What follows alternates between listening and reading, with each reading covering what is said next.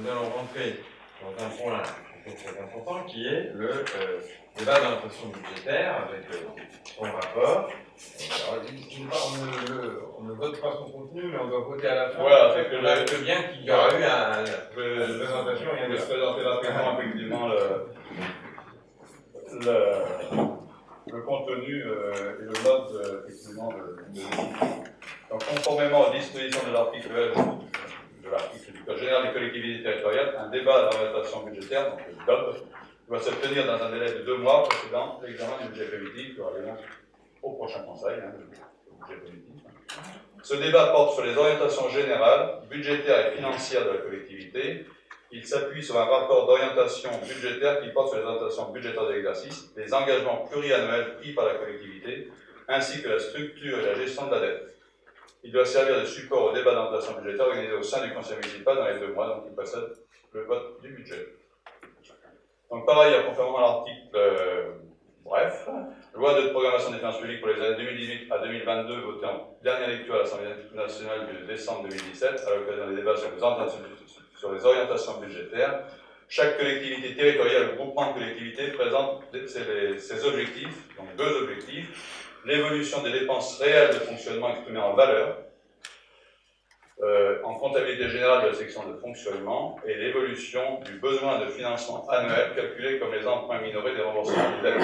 C'est l'objectif. Donc le rapport d'orientation budgétaire concernant l'exercice 2018 du budget principal de la ville de Void est joint à la présente délibération. Donc le débat d'orientation budgétaire donne lieu à un vote de l'Assemblée délibérante qui vise à prendre acte de son déroulement et de la présentation du rapport d'orientation. C'est bien un vote qui prend acte du déroulement, on respecte bien la procédure, et la présentation donc, du rapport d'orientation générale. Voilà. Ça ne peut pas être évident d'ailleurs l'année dernière. On a un peu zappé.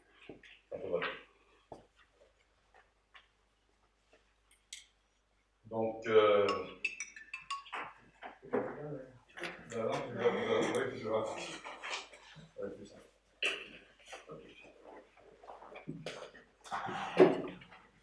donc, quel grand point sur ce débat d'orientation? C'est une synthèse, vous avez un document plus détaillé que je vais récupérer. Voilà.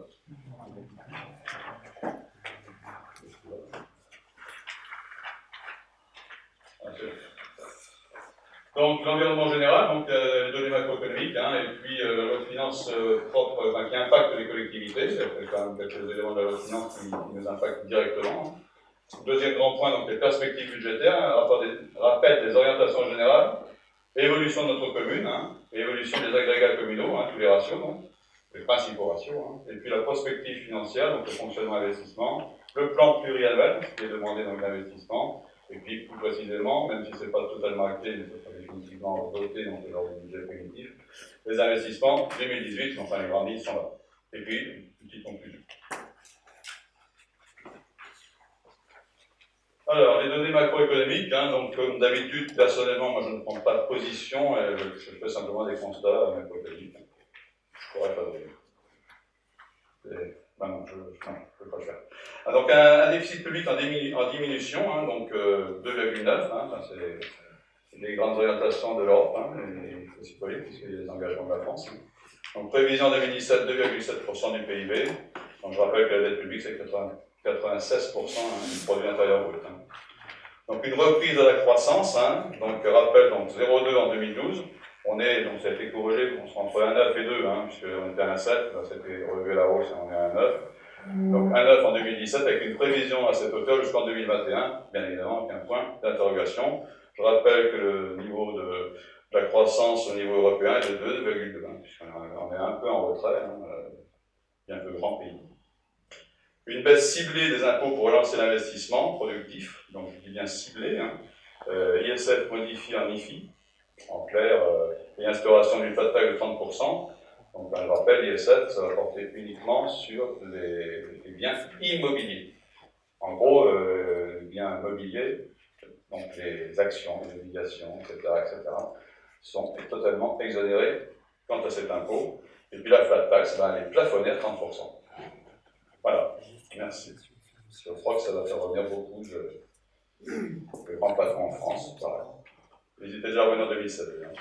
Une inflation d'augmentation sensible, 1,2 en 2017, hein, mais un risque de reprise non anticipée. Alors c'est vrai que la Banque européenne notamment estime que ce qui serait idéal, c'est d'avoir une inflation à 2%. Enfin, non, c'est des débats d'experts, hein, je ne suis pas un économiste. Mais ça a augmenté, c'est vrai qu'on était vraiment pratiquement à zéro, hein, donc c'est 1,2 en 2017. Un rebond de l'investissement productif après la crise financière, mais relativement modeste et mal orienté. Croissance verte, nouvelles technologies. En regard des crédits bancaires en augmentation, alors c'est vrai qu'il y a une masse de liquidités énorme sur le marché, sur les marchés, et que ça, c'est pas vraiment un cas que je dis, hein, ce sont des économistes et des études, hein, essentiellement orientés vers, comment dirais-je, c'est pas du productif en fait, c'est plus spéculatif. Je ne sais pas employer le mot. Mais c'est ça, c'est quand même très spéculatif, et voilà, orienté vraiment, tout ça devrait l'être. Donc un taux de chômage stabilisé à 9,7, mais 22% de la population des jeunes. Hein, je regardais, enfin, je le dis à chaque fois, mais c'est vrai qu'on n'est jamais en France descendu en dessous de 7% depuis des années au niveau du taux de chômage. Hein, c'est quand même endémique à tous les niveaux, socialement, moralement et financièrement. Des créations d'emplois salariés marchands en augmentation, mais une nouvelle population active, hein, ça peut 130 000 de nouveaux actifs qui arrivent sur le marché chaque année. Hein. Alors, la création d'emplois, donc 1,6 en France, 3,6 en Atlantique. J'espère que l'abandon dans le métropole ne nous pénalisera pas sur le plan économique. Moi, je pense que si. Je regardais le taux de chômage aussi aujourd'hui, je crois, dans Ouest-France, tout simplement. C'est vrai que le taux de chômage dans les Pays de la Loire est en nette régression aussi. Donc, on voit qu'on est une région très, très dynamique. Mais pour ce faire, il faut aussi des infrastructures dédiées et puis un vrai projet à l'échelle du Grand Ouest. Parce que ce n'est pas un aéroport de Nantes Atlantique, mais c'est un aéroport du Grand Ouest qui est malheureusement abandonné. Donc des recettes budgétaires de 303 milliards, générées par plus de 20% de l'impôt direct, hein, 9% de l'impôt société et 48% de la TVA. Impôt très juste, comme chacun sait, la TVA bien sûr. Et un déficit budgétaire en augmentation de 82 milliards, c'est-à-dire que contrairement aux communes qui équilibrent leur budget, c'est une obligation, l'État continue effectivement à présenter des budgets en déficit. Alors ça a été 82 milliards, pour être très honnête, je crois que c'est plutôt dans les 70 milliards, parce qu'il y a eu des correctifs. Hein, mais c'était comme ça, voté comme ça. Et une reprise à confirmer de la consommation des ménages, qui est quand même très aléatoire. Hein. Il y a des hausses et des baisses, mais c'est quand même pas très dynamique au niveau de la consommation. Alors, donc la loi de finances et les collectivités locales, hein, donc j'ai quand même pris zoom sur ce qui nous impacte directement. Donc, un message quand même négatif hein, en direction des collectivités, on l'a vu lors du congrès des maires, hein, quand même, je crois qu'il y avait une certaine unanimité quant à la réprobation de la politique menée en direction des collectivités locales. Donc on nous demande encore 13 milliards, après un effort plus que conséquent, et on les reverra en détail tout à l'heure, hein, au moins concernant notre commune, hein, depuis 4 années. Donc encore 13 milliards d'économies sur les collectivités. Un rappel, les collectivités contribuent qu'à hauteur de 5% de la dette publique, mais elles investissent plus de 70% sur l'ensemble des territoires. Il y a 3 ans, c'est 75%. Donc là aussi, baisse des investissements générés par les collectivités, donc baisse d'emplois, etc., et baisse d'investissements. C'est vrai qu'aujourd'hui, on le verra tout à l'heure, mais quand les recettes baissent, voilà, vous devez équilibrer les budgets. Et quand je dis baisse, c'est des baisses plus que significatives. Voilà, au niveau de l'investissement, on est plus que prudent, mais on est aussi contraint surtout. Donc une exonération de 30% de la taxe d'habitation pour 74% des ménages bosséens. Donc ça, c'est la fameuse loi d'exonération de la taxe d'habitation pour en gros 80% des ménages. Lors je ne reviendrai pas, mais lors de la commission, on avait donné les montants de revenus à partir duquel l'exonération s'appliquait. Il faut quand même rappeler qu'aujourd'hui, 47-48% des gens étaient ou totalement ou partiellement exonérés, et 14% sur bois étaient totalement exonérés, hein, par différentes mesures hein, fiscales, pour les bas revenus, pour les personnes âgées, etc. Donc là, évidemment, ça a deux aspects. Moi, je dirais que au niveau de la citoyenneté, ça nous pose problème. C'est vrai que la relation entre le fait de payer, même si les bases ont toujours été très injustes, Voilà, et puis ben, ça nous met encore un peu plus sous tutelle de l'État. Alors, on le rappelait tout à l'heure, les collectivités sont quand même très vertueuses en termes de gestion. Donc voilà, donc on a une grande promesse. Hein, la grande promesse, et j'aurais fallu l'engager très rapidement à mon avis, mais c'est la refonte totale de la taxe professionnelle, puisque comme dit notre cher président, si elle est injuste pour 80% des Français, elle est bien évidemment pour les 20% qui vont continuer à la payer. Des incertitudes quant aux compensations annoncées et des questionnements quant à notre perte d'autonomie de rapport citoyen, ce que je viens de dire. Alors c'est vrai qu'aujourd'hui, les compensations, l'État s'est engagé, mais on a déjà des compensations depuis des années, mais on le voit bien, on n'est pas compensé à 100% et loin de là. C'est les fameux ménages qui sont exonérés totalement partiellement, la compensation, elle est loin d'être à 100% depuis des années, donc on peut avoir quelques craintes quand même. Hein. On va faire confiance, mais bon. Et puis demain, hein, ça s'est acté par contre, si d'aventure on augmentait notre taux d'imposition, les gens qui étaient exonérés verront cette augmentation intégrée. Alors, donc s'ils ont zéro, ils auront un peu plus. Hein, ils auront l'augmentation dans leur taxe d'habitation. Ça c'est clair, c'est écrit. C'est clair ce que je dis, ouais. Donc en fait, les gens qui vont être exonérés la première année, si demain, dans les prochaines années, les années futures, on augmentait nos taux, les gens seraient impactés. Qui ne paieraient rien en 2020. Donc finalement, sur la réforme globale de la fiscalité communale, on a point de dérogation, bien sûr, hein, mais c'est souhaitable. C'est vrai qu'on ne sait pas, parce que en fait, l'aspect financier est important, puisque c'est quand même 8 milliards, et si en 2020, ça sera 20 milliards. 20 milliards de moins pour les caisses de l'État. Je rappelle 83 milliards de déficit hein, pour monter le budget. Donc 20 milliards, il faudra les prendre quelque part. Donc on les prendra où? Je ne sais pas. Alors on créera un nouvel impôt. Moi je le souhaite, parce qu'un impôt vraiment dédié aux collectivités, un impôt juste, réel, qui justement affirme cette citoyenneté entre la commune et vraiment une structure de proximité des citoyens. Pourquoi pas? Mais encore, c'est une promesse. Et on a eu comme ça des annonces. Hein. Donc, un encadrement des dépenses de fonctionnement après 3 années de baisse. Je vais vous sauter quelque chose. Moi, je devrais lire sur le tableau. Ah oui, une baisse des emplois aidés. Alors, oui, moins 150 000 et ciblés en direction de certains secteurs. Pour avoir regardé les secteurs, moi, je n'ai rien à dire. Hein, c'est vrai, mais il y a quand même une baisse. Alors, les secteurs visés sont vraiment les secteurs à aider, ça c'est clair. Par contre, les communes qui n'employaient, au moins la nôtre, très peu, qui avaient recours très peu à ce type d'emploi, sont à nouveau pénalisées parce que si on en prend un ou deux, des fois, c'est quand même intéressant et pour la collectivité et pour le jeune en général employé. Mais bon, là aussi, c'est encore, et notamment dans les associations, je vous dis les associations, là aussi, c'est quand même un coup en direction, un mauvais coup en direction des collectivités.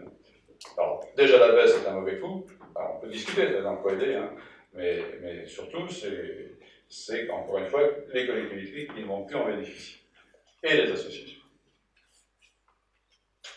Donc, un encadrement des dépenses de fonctionnement après 3 années de baisse de dotation, donc contractualisation pour plus de 300 collectivités, je crois que c'est 319. Hein.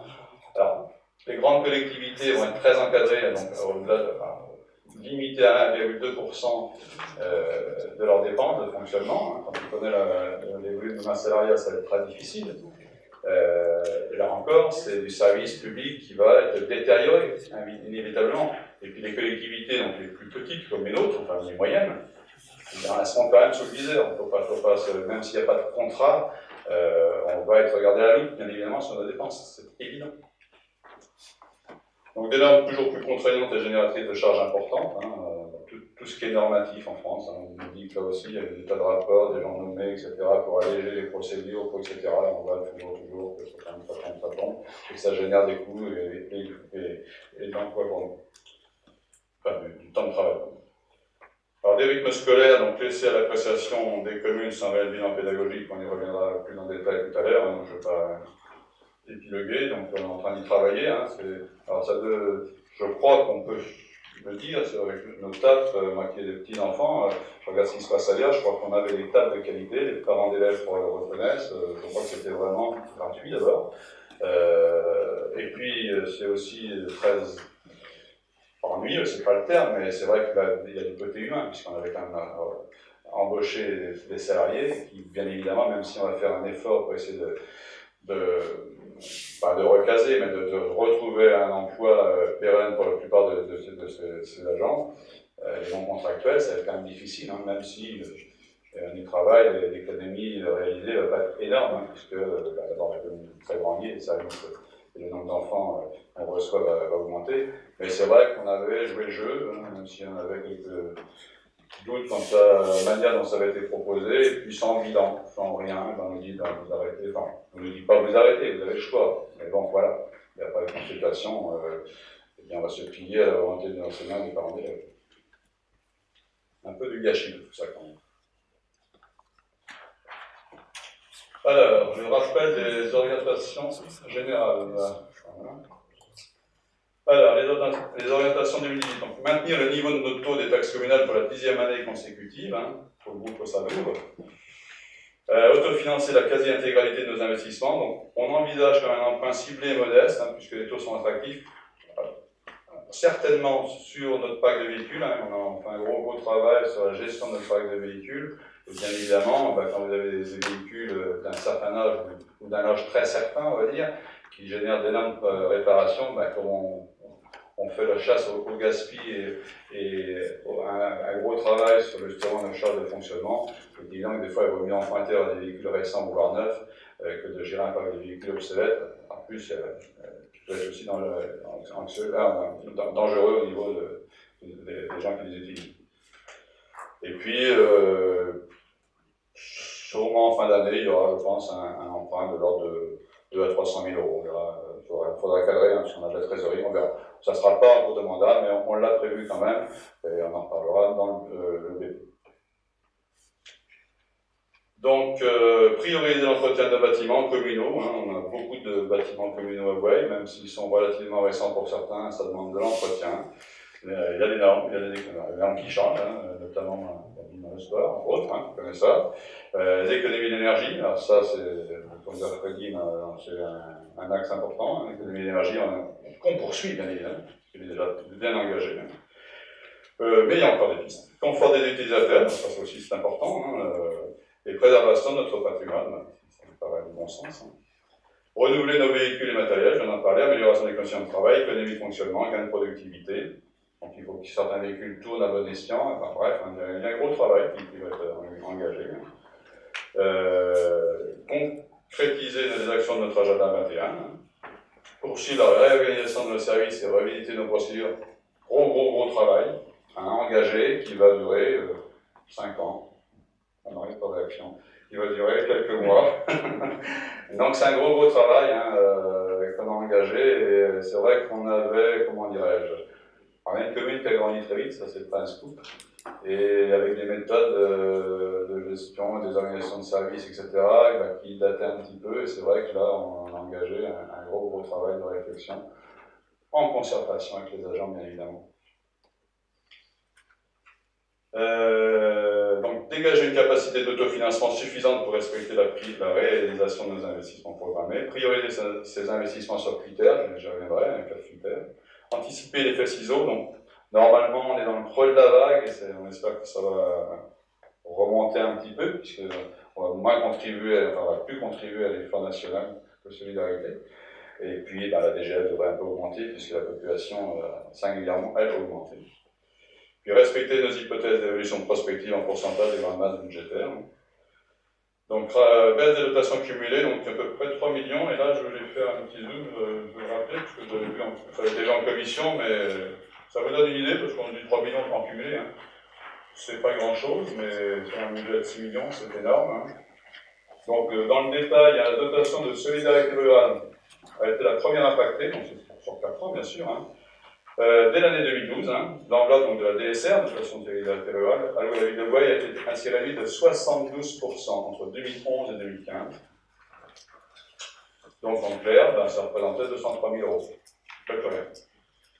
Par la suite, l'effort de contribution des collectivités locales dont je viens de parler, donc au redressement des finances publiques, demandé par l'État, a conduit à une réduction sensible. Je ne sais pas si c'est sensible, hein, c'est vraiment réel toujours. De la dotation forfaitaire à partir de l'année 2014. Donc là aussi, 30% de moins sur la dotation alors qu'on est une commune en expansion. Enfin, la dotation nationale de péréquation a également été fortement réduite depuis 2011 et elle devrait s'éteindre en 2018. Voilà, comme ça, ça sera zéro.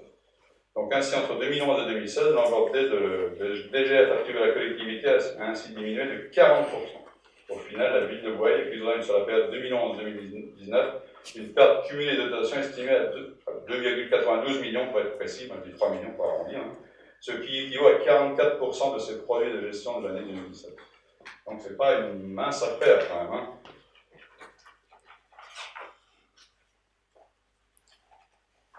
Donc les perspectives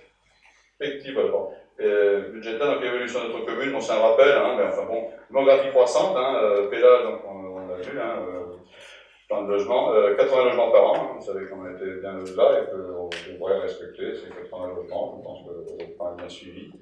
Donc des engagements forts avec la métropole, hein, mutualisation, plus transport, la mutualisation, on a vu hein, lors des différents, lors des précédents conseils, le nombre de contrats signés pour mutualiser un petit peu pas mal d'éléments, notamment l'énergie. Le plus, bien sûr, hein, par le cas urbain métropolitain. Les transports. Alors, les transports, même si c'est un métropole, une commune a toujours, il faut toujours avoir de la volonté hein, pour aller se battre toujours pour améliorer les services quand c'est justifié, bien évidemment. Et ce que fait, je crois, l'ensemble des élus de notre maire. Donc une population scolaire évolutive, hein, suivie en liaison avec notre PLH, donc on avait fait une étude qui date, hein, je pense qu'on va en refaire une pour bien caler les choses, hein, pour voir, puisque bien évidemment, il faudra envisager dans le prochain mandat, je pense, un nouveau groupe scolaire. Hein. Alors c'est pour ça que l'emprunt, on reverra, ça va servir aussi à l'acquisition du futur terrain pour l'implantation de ce groupe scolaire. Un groupe scolaire, évidemment, c'est pas donné, même s'il y a un peu de subvention qu'on espère, voilà, mais il faut l'envisager, puisque là, on est à la saturation, on n'est pas loin, quoi. Donc on est à 30 places publiques en 2030, c'est l'évaluation qui avait été faite, c'est très, ouais, voilà, ça sera peut-être plus, voilà, a priori, ça devrait tenir pour, mais le deuxième mandat, enfin le mandat prochain, il faudra l'envisager, plus que l'envisager. Le retour à la semaine des 4 jours, hein, on y travaille pour avoir exactement, en fonction de l'organisation, peut-être des services supplémentaires dédiés, puis faire face à l'augmentation de la population jeune. On verra à peu près l'économie réalisée sur service qui ne sera pas énorme de toute façon. Donc un tissu économique et commercial dynamique, hein, contribue à l'emploi de proximité et soutenu par notre écoute. Hein. Des moyens de transport diversifiés et régulièrement améliorés, hein, ce que je disais, il faut souvent aller taper Balasco, entre autres, hein, faire aussi pour améliorer le transport ferroviaire, même si c'est la région, mais là aussi, il faut toujours demander avec des arguments qui doivent être justes. Des déplacements de nous encouragés par la municipalité, donc l'extension des parking-gares et du vélo-parc. Voilà.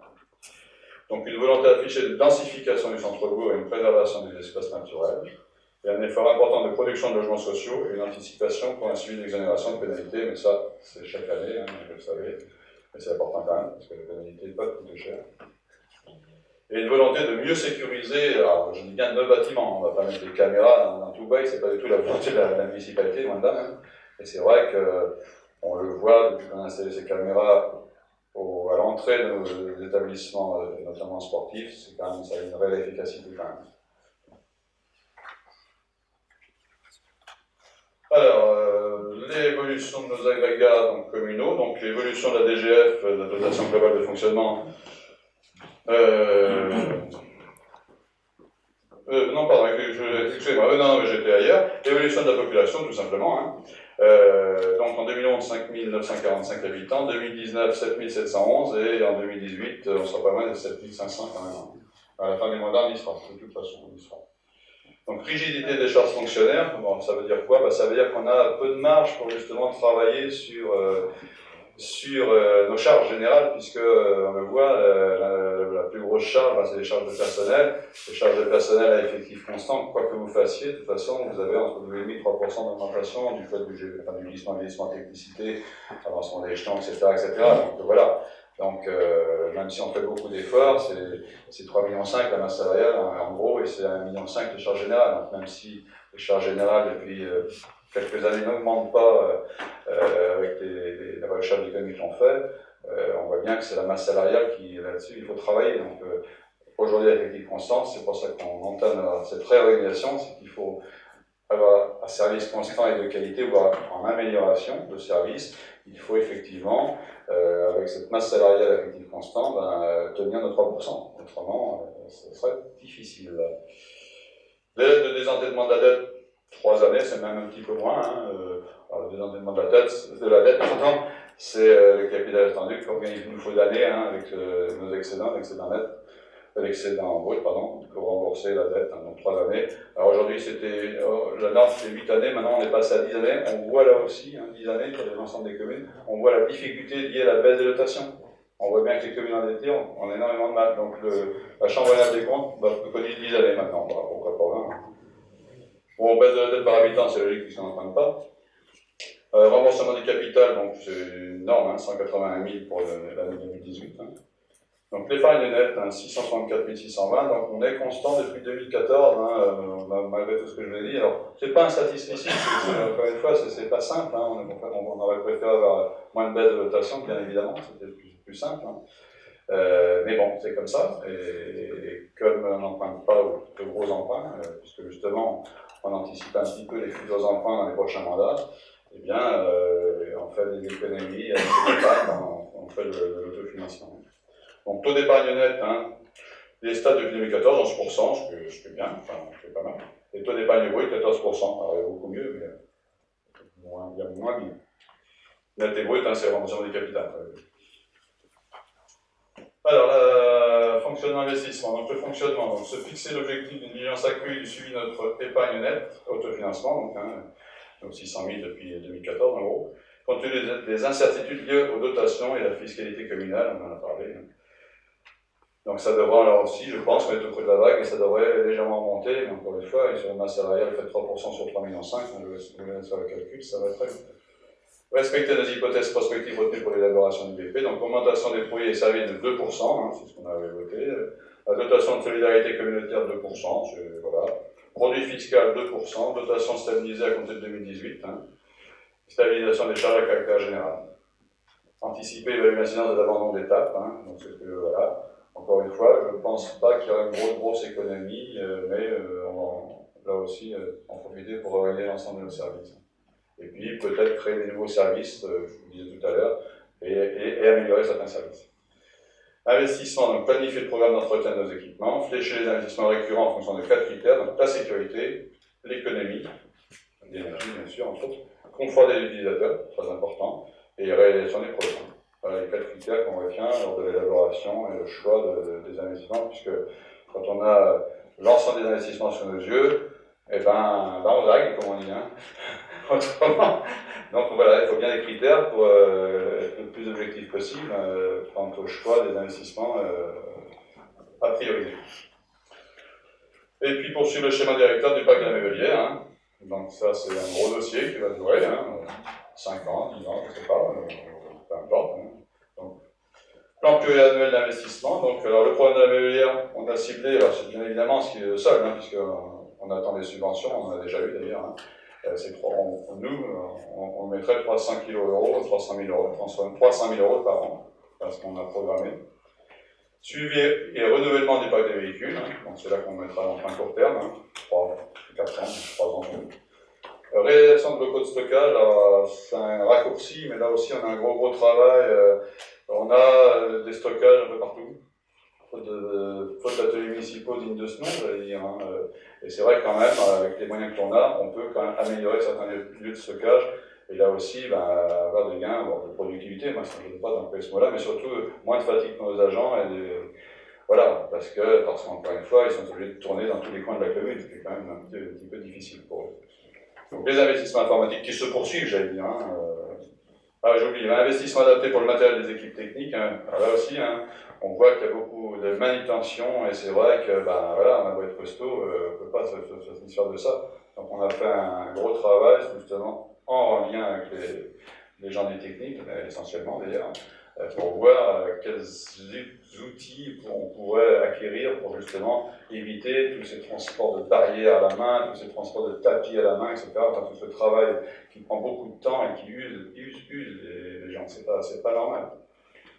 Dans les investissements informatiques, comme j'ai dit, hein, ça se poursuit, hein, on sera en détail lors du BP, poursuite de l'entretien des bâtiments, renouvellement du matériel et matériel, un salle municipal, bâtiment scolaire, c'est vrai qu'il y a quelques chaises un peu usagées, un peu plus qu'usagées, etc., peut-être pas modernes d'ailleurs. Voilà. Donc là aussi, si on n'enclenche pas ce mouvement tous les ans, on va se retrouver avec des moyens très obsolètes. Et puis le programme justement de l'ADAP qui se poursuit.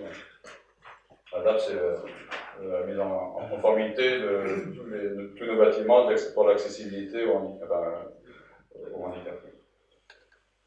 Et alors, les principaux investissements 2018, donc, qui seront validés définitivement au BP, hein. Donc en récurrent planifié, bon, les études, hein, ça c'est classique, hein, l'entretien courant des bâtiments, le renouvellement et l'acquisition de mobilier matériel, amélioration du parc informatique, c'est la hein. Modification du système téléphonie, donc ça c'est un gros chantier qu'on va. C'est-à-dire il y a une délibération qui concerne ce sujet, hein, on en parlera tout à l'heure. Là aussi, pour améliorer la qualité, parce qu'il y a des réceptions un peu difficiles, des lignes un petit peu saturées, et puis pour faire aussi du gain de fonctionnement. Poursuivre des travaux pour optimisation énergétique dans les bâtiments municipaux, suivi des équipements sportifs, suivi du parc véhicule, donc PPI communal, donc le terrain de foot synthétique, qui est 15 ans, c'est ça 15 ans, ouais.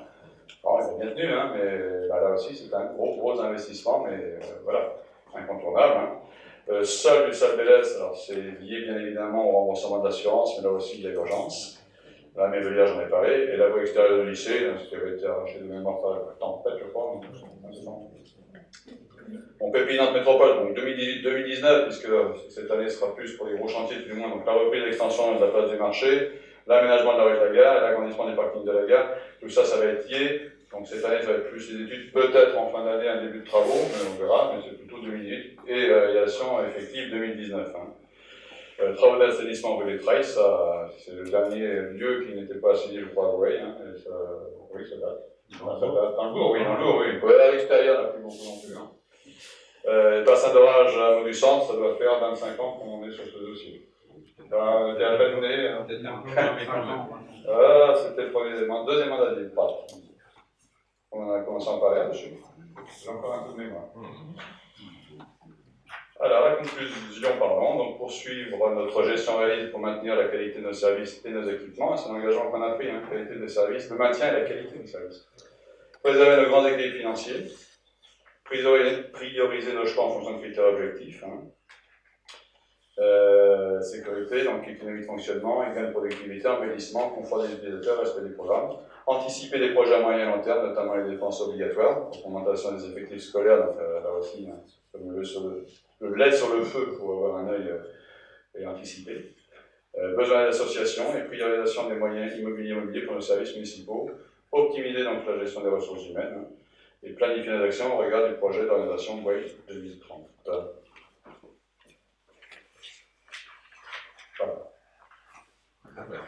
Merci Jacques pour ce travail toujours conséquent, hein, que le débat d'orientation budgétaire a préparé. Y a-t-il des demandes d'intervention Monsieur Pervillier. Bon, je vais parler fort, c'est pas grave. Non, c'est pas grave, vous m'entendez? Oui. Non, je disais que de toute façon, bon, c'est vrai que c'est pas facile l'exercice, hein. Jacques, j'en suis conscient, Jacques Château, les incertitudes liées aux dotations, qu'est-ce qui va se passer au niveau de la fiscalité communale? C'est vrai qu'on est un peu dans une période un peu floue. Bon, c'est pour cette raison que nous serons sûrement beaucoup plus bavards lors du budget primitif, hein, si vous en êtes d'accord. Bon, j'ai quand même noté que les charges de gestion augmentaient, que ce soit tant les dépenses de fonctionnement que augmentation sensible, bon, on verra ce que c'est, augmentation sensible. On sera au budget, donc pour l'instant, n'en parlons pas. Les charges de personnel augmentent de 3%. Alors vous savez que c'est quelque chose qui nous tracasse. L'augmentation des charges, c'est quelque chose qui nous tracasse. Donc on verra au budget, nous en parlerons un peu plus longuement. Juste à titre personnel, Jacques Château avait l'air un peu gêné tout à l'heure de parler d'emprunt, notamment pour parler des ormeaux, parler des véhicules. Moi, en ce qui me concerne, l'investissement, quand c'est créer de la richesse à la commune, quand c'est créer du patrimoine, je n'ai pas trop d'étalage.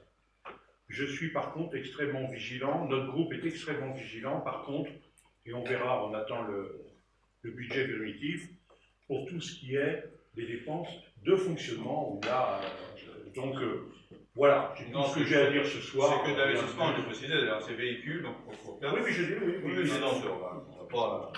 Donc on reparlera certainement les choses quand on aura les chiffres. Ce sera beaucoup plus que de parler, parce que pour le reste, moi à titre personnel, et un certain nombre, on ne partage pas du tout les options qui ont été prises par le gouvernement. Je sais qu'il y a des soutiens autour de la table. Un jour, ils nous expliqueront pourquoi c'est très bien ce qu'ils nous font. Moi, je ne sais toujours pas. Voilà. Je sais juste une chose, j'ai trouvé l'explication du micro, c'est le câble qui J'ai est débranché, on le voit, il est à vos pieds, et si vous le rebranchez... Bon, c'est pas grave, j'avais fini. Mais c'est peut-être pour vos collègues qui vont se retrouver aussi privés de micro. Voilà, bah écoutez... Juste les charges générales, indépendamment du personnel, si vous proposez licencier, je ne peux pas. Mais les charges générales et autres, les fameux 1,5 million, on a même baissé l'année dernière, hein, avec une commune en expansion. Donc on est toujours entre 1,430 million de mémoire, l'année dernière, 1,5 million, voilà. Ce qui va peut-être un petit peu générer une légère augmentation, et c'était là lors de la mission, pendant la réception de Florence, et justement, suite à des déconvenues, incendies et autres incivilités, c'est vrai que nos prix d'assurance ont tous légèrement augmenté. Elles ont vraiment beaucoup augmenté, puisqu'elles sont pas de 50 000 €. Voilà. Donc, mais sur les charges générales, c'est la seule chose que l'on puisse faire sur le personnel, à moins de supprimer des services. Je ne vois pas ce qu'on peut faire, on est déjà effectif très réduit. Donc, c'est le GVT, on respecte tout simplement la réglementation, et voilà, c'est aussi bête pour ça. Hein.